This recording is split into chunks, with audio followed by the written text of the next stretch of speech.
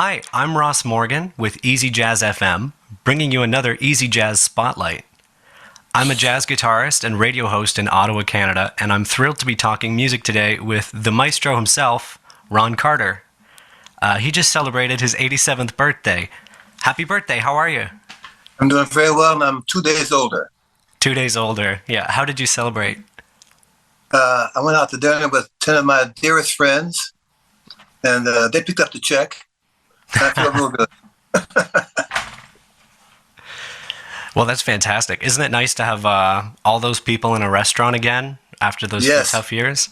yes. I mean, we're looking forward to now that the big intermission is over. Let's go to work. Yeah. I watched a couple of your interviews this weekend, and you talked, maybe 2 years ago, you talked with Diana Krall and Herbie Hancock, and you Yes. said, what are you going to do at the first gig? And you meant the first gig back from Yes. quarantine. I guess I'm interested to know, did that happen? Did you have like a first gig, and how Oh, did it yeah. go? Yes.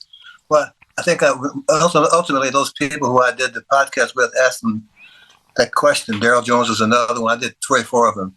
Mhm.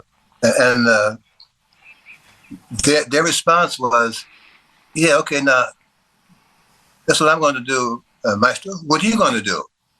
Mhm. I said, we're going to get on the bandstand, which we did at the Blue Note. And we're all going to hug. And the last one to cry gets paid cash.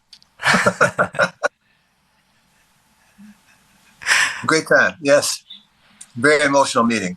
Yeah, yeah. Well, that's fantastic. I'm a musician too, and my first gig back was outside on a patio, and it was just a duo. So I didn't get like a big sort of welcome back. You know, the Blue Note's a big welcome back, but that's very Yeah, cool. yeah.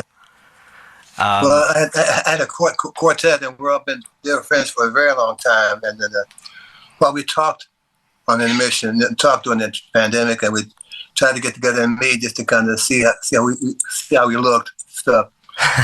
On the bandstand is a real measure of return, so it was important for us. yeah. So how about now? Are you working on any projects? Well, I'm working next month with Emmett Cohen, my good young friend, at the Business Club from June 11 to 15, and we'll rehearsal to find some material. I'm looking forward to making sure the strings still work on my bass and getting spider webs off and see what happens. Right. He does those live stream YouTube videos, Emmett Cohen. Yeah, yes, Yeah, the same guy. Yeah. yeah. Um, well, he's a younger player. Are there any younger players that you're listening to or checking out recently? Well, now that my ears are off vacation, I'm trying to get around and see how many guys and kids, ladies and gentlemen, who I missed during the basically 2 years of not going out to hear anybody, you Hmm. know. And I have no names come to mind. In New York, the disc tracks have gotten really hip. They don't tell you who's on the record unless it's the band leader. So you miss who's the names of the sidemen are to understand who they are, so I can look them up on my own. So I may have heard some nice players, but I don't know who they were because that's what the New York hip scene is right now Okay. on the radio scene. Yeah. Uh, I do know John Batiste, who's not a newer guy, but he's newer to me, and Yeah. he's really a good player. He's kind of like the Jackie Byard at piano for me. He plays all the styles in the first chorus. He felt, wow, and Jackie was really good at that. He played one chorus of Earl Father Hines, and one chorus of Earl Garner, man, one Kirby Herbie. He just knew the styles. He knew the history. One chorus of Roland Hanna. I think Jonathan has that skill level, and he sure plays the piano good with the New Orleans style. I love him playing piano. Jean Baptiste, right? Yeah, I used to watch him on Colbert. yes, the same guy. Yeah. He really plays wonderful piano, man. Got a good ear, good key choice of songs. Yeah, he's a really good guy. And every But I chorus haven't would sound heard different. anybody else, huh? You said he would play like each chorus could be a different style, like the history of Yes, jazz through a solo. yes, absolutely. I love that kind of stuff, man. I wasn't back there playing with those guys. It's as close as I can get with Earl Garner, and you know. Well, you have played with some excellent pianists, and I've noticed they all had drastically different styles. Like if you really look at Herbie Hancock, Thelonious Monk, and McCoy Tyner, those are very different players harmonically as well as in other ways. I guess I'd like to know, how does that change what you're doing? Like if you're playing with the pianist with one approach, how much does that affect you? Minimally. I mean, I have a sound in my ear. I have a set of chords I want to try to work out with a gig, you know. And I tell myself the first three courses are for the band leader. Whatever zone is, my job is to make him feel I belong in that zone that he's in. And once I think I have his attention up by doing the straight life changes as near as we can figure out what the tune was written like, you know. And I'd add my notes for the third or fourth chorus if he doesn't go like this or do like this and doing the, you know, I know I have his attention. And I'll try as best I can to add what I think is necessary spice to make this job even more interesting to him and more fun for me. Mm-hmm. Yeah.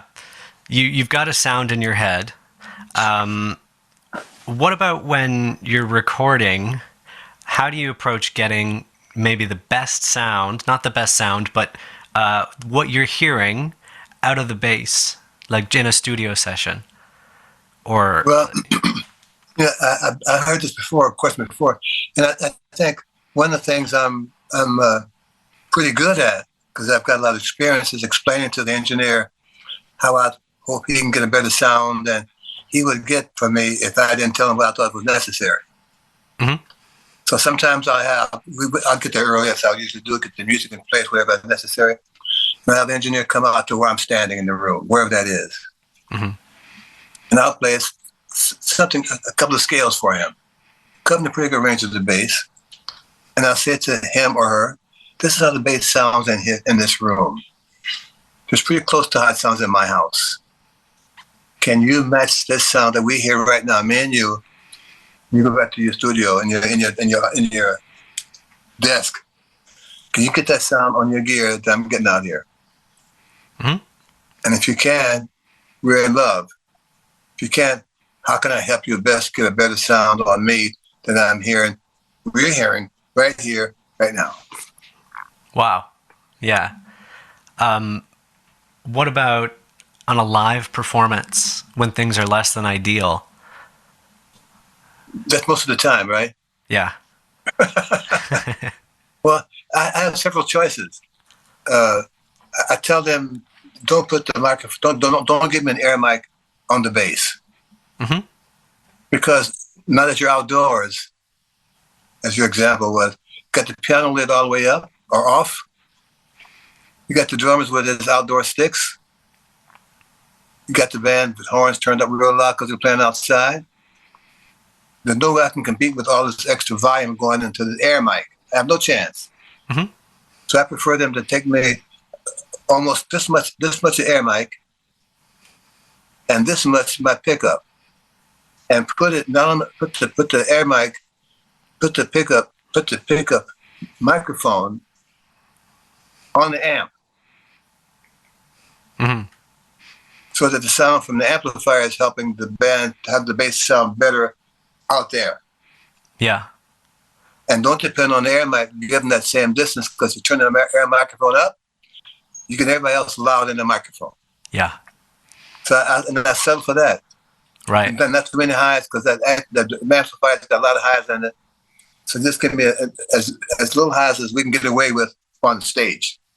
Right. Because the audience will eat up the rest of it when it gets out there past 20 feet from the bandstand. Yeah. Yeah. Have you done any home recording? I've done a couple of overdubs for projects, Yeah. but I haven't done any home recording. I'm not interested in doing that. No. When I'm not recording in the studio, I'm done with it for the day. You know, I'm not taking it home with me. No, I don't. Yeah. I'm sending myself enough already. Yeah. So that's great. Okay. All right.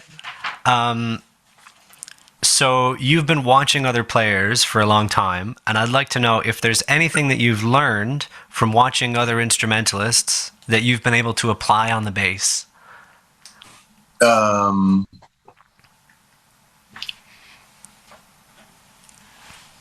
a little difficult to answer because generally I'm at their backs. Okay. But Yeah. and broad. What I've learned more from them is not so much playing the instrument, but how they handle the program, Mm-hmm. how they handle the audience, Yeah. how they're aware of their choices. If they had their druthers, I wouldn't have called this tune right now because the audience is not into it. Mm-hmm. Or the band's the song's getting longer and longer. Guys, shorter solos. We're outside, but not in your house. Stuff. I've learned a lot of things from all those leaders I've played with. That's the bandstand demeanor. Yeah. How to control the program. How to be flexible. If your choices were the wrong one, the choice, you can do the same choice tomorrow with the same tempo. How are you going to fix that? Or are you aware that's a problem? It's maybe not a problem. It's a problem for the band. Maybe not for you because you're the band leader. So I said, how are you going to tune into the band's issues? Are we so caught up in our monitors that only our sound is important? How are you going to deal with that when you see the results of the band's sound no longer exists? I learned from those people how they handle situations, but nothing that they could do on trombone was going to necessarily affect my approach to the bass necessarily. Mm-hmm. Okay. Programming is an interesting point. Sometimes you've got 3 or 4 sets in a night and you kind of have to think about how you're going to pace the night. Has that changed over the years? Like, I know in the 60s it would go one way and maybe these days it would go another way. What do you think about programming? That's critical. Now? Yeah. That's critical. It's always been necessary to be aware of the audience's response to your music, whether it's a 200-seat nightclub or a 10,000-seat hall outdoor concert in Japan. Mm.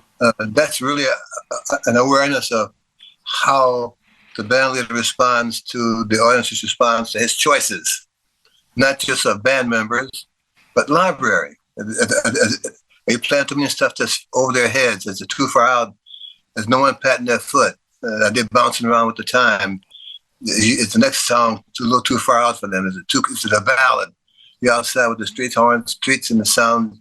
You really want to do a ballad right now based on the audience getting restless with their kids in the stroller. Stuff. I watch how they handle those situations. Right. So that's sort of like changing on the fly. You're on the bandstand thinking what's next. But you must be programming before the show, even if you're going to change it later. I always do. Yeah. I always have a program. I don't go up there and guess. No, I'm not that kind of guy. No. I will even mail them the program. If you haven't worked in a while, I'll just mail them the last concert's program I gave out. And tell them, we're looking at this order. Just kind of run through the tunes in your head and see how you feel about, where you are here. Yeah. Just so that they get caught up on their own time and their own issues. Where does a ballad go in the set? Where do you like to put it? Absolutely. It depends on them. Yeah. It depends on how the band sounds. Right. If the bass drum is really booming to the house, we're not going to play a ballad tonight. Not with that going on. Unless that comes out and turns the microphone off. So that concerns me as far as the balance of the band is concerned. Affects my choice of songs. Okay. Right. You mentioned Japan. Is there a place that you've traveled to on tour that you would love to go back to, either as a musician or just as a tourist?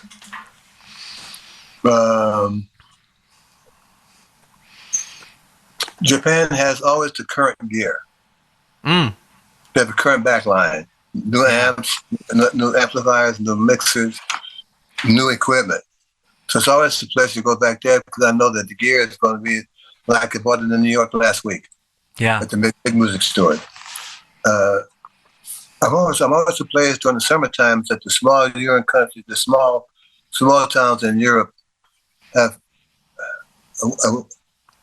2 weeks of jazz concerts in the town square. Mm-hmm. They may not have the most current gear. Here's the town. They're in the middle of town square, in Switzerland, for example. You know, Mhm. they may make great chocolates and great watches, but they don't have really good gear as we speak of in New York. Yeah. But the town square at the concert is full of people who know the library, who know the songs, who know Herbie Hancock or Tony or Donald Vega or Irene Rosen. They know the people. So I like going back to those places that have a music program for summers for the community. Mhm. I try to go back to those places every time I can because I love that kind of communication with people who have spent their time listening to some great music in their life. This Mhm. band is one of their favorites, or that band, one of their good, great.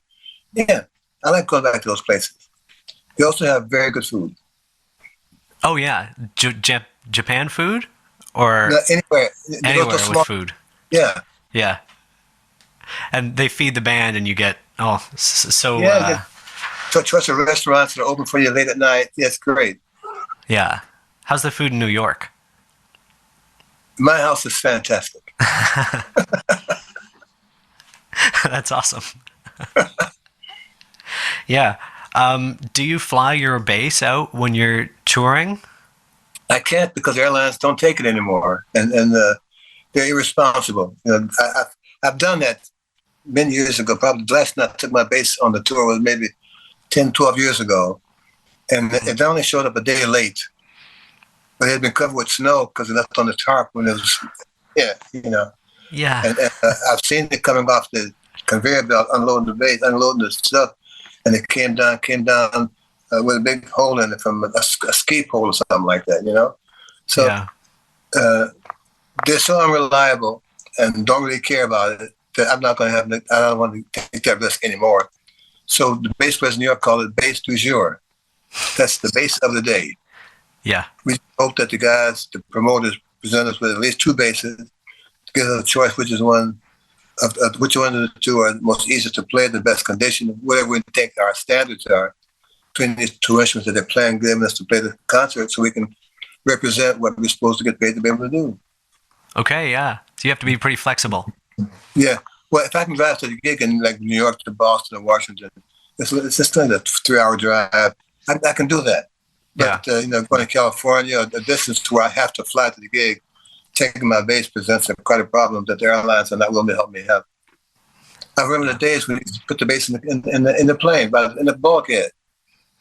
Someone would grumble every now and then, but you bought the ticket, set up and sit down, you know. But that planes have gotten smaller. They're getting more and more jammed with people, and that's not possible anymore at all. So, okay, next. Yep. Yep. In Ottawa, we have the National Arts Center, and I think there's like one serious bass there that artists will use when they come through, and it has a big lion's head on the headstock. Mm-hmm. It's very funny. I don't know. It's just funny to see people come through and be like, okay. You got a serious bass. Yeah, we look for those. If that's the name of it, let me see it. Yeah. Well, yeah, that's fantastic. I try to tame it between now and the end of the concert. Yeah.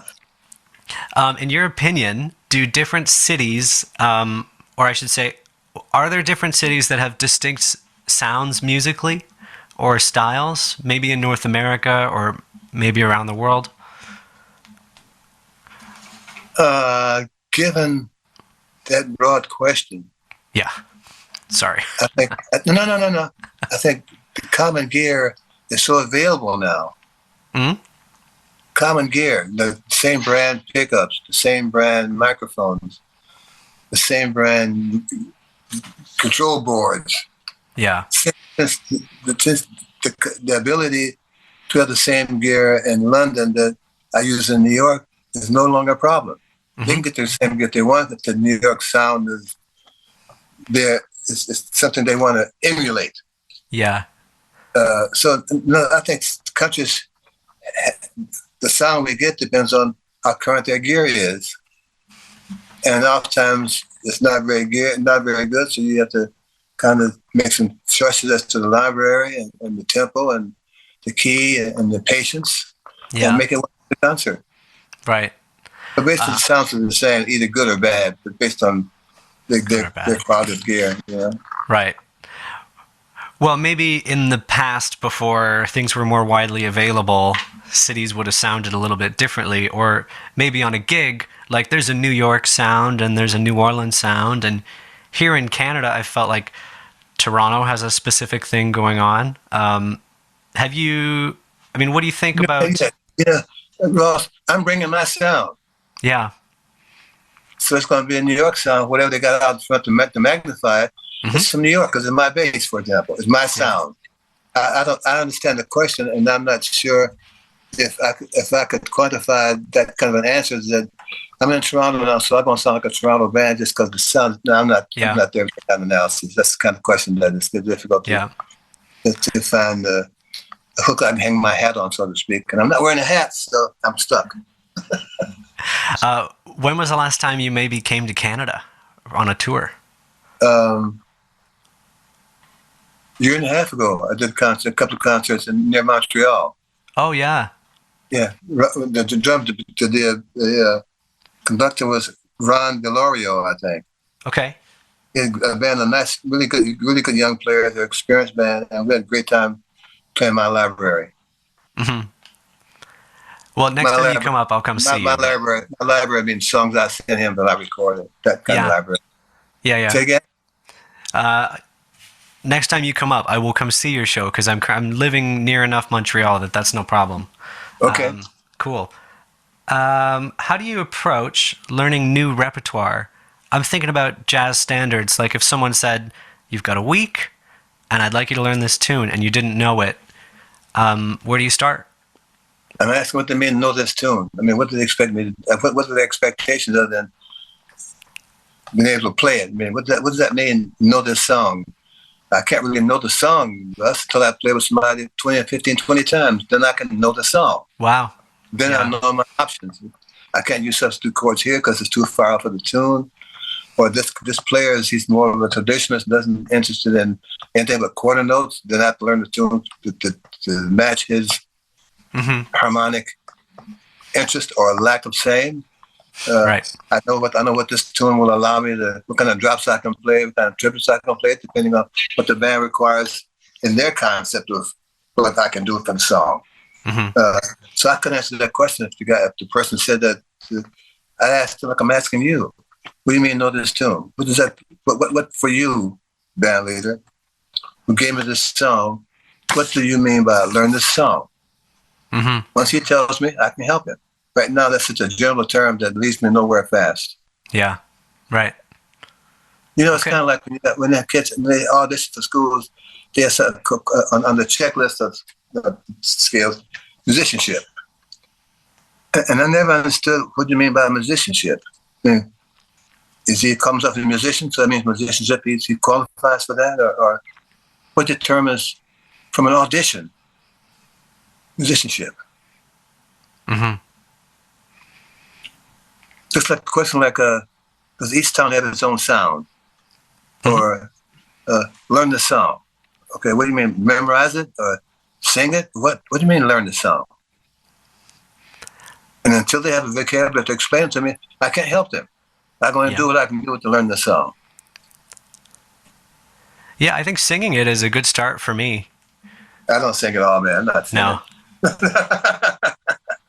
No. The other people sing much better than play at the same time. I'm not one of those guys. Right.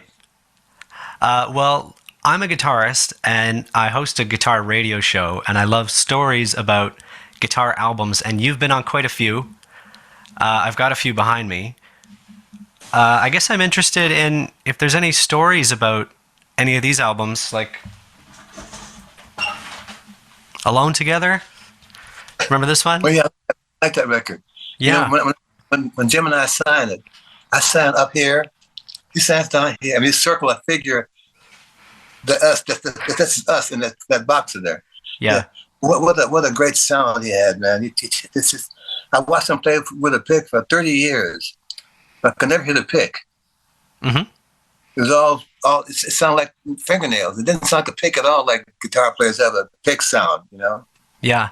To hear that sound coming at me night after night was just a wonderful way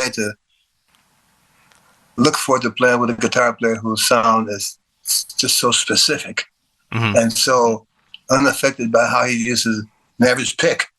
Russ Malone, you don't hear his pick, but you hear the sound. And it's just great to watch these guys do that without the sound of the pick on the string, you know? Mm-hmm. It's amazing, yeah. Right. That's part of your answer. I forgot what the other part of the question was. I kind of jumped in because, stories about those records. Well, Jim Hall and me, I would sign one with a circle, and he would sign Jim Hall with another circle. That's the sound. That's the footnote to that record. Give me another record. Another record. Okay, well, Paul Desmond's Pure Desmond with Ed Bickert. Okay. Ed Bickert's out of the Jim Hall School. So, yes. Having said that, I had never played with, I'd maybe played one or two records with Paul before then, but never with such a small trio sound, quartet. Yes, it's kind of key. Who's playing drums on that? I'm gonna say Jerry Fuller, and we'll see if I'm right. I don't know who that is. No, I think I've made that up. Okay. I have to check for you. In any event, Ed, it's like playing with Jim, only Connie Kay. A little more conservative, huh? Connie Kay. Connie Kay. So. Yeah, I think Ed was just, and I don't know him. Is he still alive? No, he passed in 2019. Okay. Yeah. He was so, how to say this not sound pedantic. He's so glad to be in New York playing with Connie Kay and Paul Desmond. Mm-hmm. He really kind of shied away from his normal playing routine.